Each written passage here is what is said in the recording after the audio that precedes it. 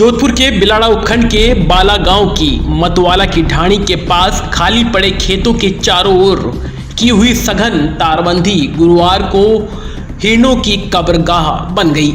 तारबंदी में फंसे हुए हिरणों के झुंड में से एक साथ आधा दर्जन हिरणों का शिकार आवारा श्वानों ने कर लिया। पूरी घटना बिलाड़ा वन क्षेत्र के हरियाणा वन चौकी क्षेत्र की है। घटना की जानकारी मिलने पर वनकर्मी और पर्यावरण प्रेमी मौके पर पहुंचे। पर्यावरण प्रेमी दिलखुश और केशाराम ने बताया कि गुरुवार सुबह घर से दूर खाली पड़े खेतों में स्वच्छ विचरण करने वाले राज्य पशु चिंकारा हिरणों के झुंड पर आवारा श्वानों का हमला होने से हिरण इधर से उधर भागने लगे। कुछ हिरण खाली खेतों के चारों ओर की गई तारबंदी में उलझ गए, जिससे श्वानों ने आसानी से उनका शिकार कर लिया। घायल लहलुहान हिरण श्वानों के चंगुल से छूटने के बाद भागता हुआ नजर आया, जिसका रेस्क्यू कर उसे जोधपुर भेज दिया गया है। तो वहीं एक साथ हुई श्वानों के हमले और तारबंदी में उलझने से आधा दर्जन हिरणों के शिकार की घटना पर पर्यावरण प्रेमियों ने ऐतराज जताते हुए अनुपयोगी तरीके से की सैकड़ों बीघा क्षेत्र की सघन तारबंदी उसे हटवाने की मांग की है। वन विभाग के उच्च अधिकारियों को मौके पर बुलाया। मौके पर पहुंचे जाप्ते के साथ बिलाड़ा क्षेत्रीय वन अधिकारी शंकरलाल सोनी ने बताया कि खेतों की हुई सघन तारबंदी के पास से 3 मृत हिरण और कुछ अवशेष मिले हैं, जिनको जब्त कर मामला दर्ज कर अनुसंधान किया जा रहा है।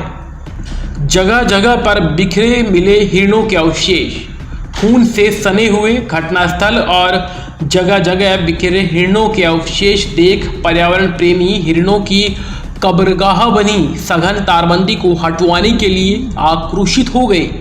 अधिकारियों के आश्वासन पर पर्यावरण प्रेमी मृत चिंकारा हिरणों के शवों का पोस्टमार्टम के लिए मुंह माने। इस मौके पर वन रक्षक भंवरलाल, श्यामलाल, ओजाराम के साथ घूमाराम, महीराम और अभय विश्नोई, महासभा प्रदेश मीडिया प्रभारी सुरेश लोल, बिलाड़ा तहसील अध्यक्ष फरसाराम भादू, पीपाड़ तहसील अध्यक्ष राजू सारण, चेनाराम खिलेरी, बीरबल राम, मोहन राम लोल सहित सैकड़ों पर्यावरण प्रेमी मौजूद हुए।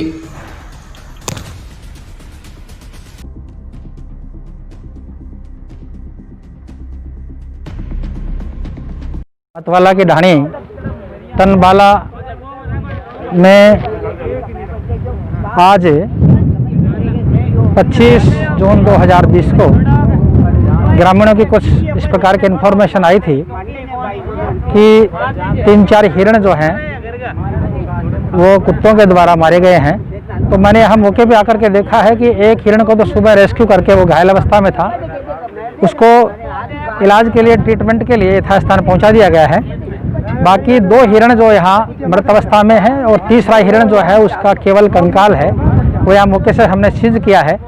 और जैसा कि ग्रामीण बता रहे हैं और मौके पे भी मैंने देखा है कि यहाँ खेतों के कांटेदार तारों की बाढ़ की हुई है और संभवतः प्रथम दृष्टया ऐसा लग रहा है, जैसा कि ग्रामीणों ने बताया और मैंने भी देखा है, कि जब कुत्ते इन हिरणों के पीछे दौड़ते हैं तो इस प्रकार की कांटेदार तारों की बाढ़ की वजह से ये हिरण आगे दौड़ नहीं पाते हैं और हिरण इन कुत्ते जो हैं इन हिरणों का शिकार कर लेते हैं या इनको काट लेते हैं, जिसकी वजह से प्रथम दृष्टया इनकी मृत्यु हुई है। वास्तविक मृत्यु का कारण जो है वो पोस्टमार्टम के बाद ही सामने आएगा। हिरण शिकार की सूचना हमें मिली, तो इसके उपरांत हम वन्य जीव प्रेमी यहाँ पर आए और एक हिरण को रेस्क्यू करवाकर जोधपुर सेंटर भेजा है और एक हिरण की बॉडी यहाँ पर मिली है और 3-4 हिरण के कंकाल भी हमें यहाँ पर प्राप्त हुए हैं। और हमने जब पता लगाया कि हिरणों की मौत किस प्रकार होती है तो पाया गया कि यहाँ पर जो कंटीले तारों द्वारा की गई तारबंदी है उसमें हिरण का पैर फंस जाता है, जिससे हिरण भाग नहीं पाता और शिकारी कुत्ते उसका शिकार कर देते हैं। तारबंदी भले ही आवारा पशुओं के लिए, खेत की सुरक्षा के लिए की गई हो, लेकिन हिरणों के लिए ये कब्रगाह बनती जा रही है।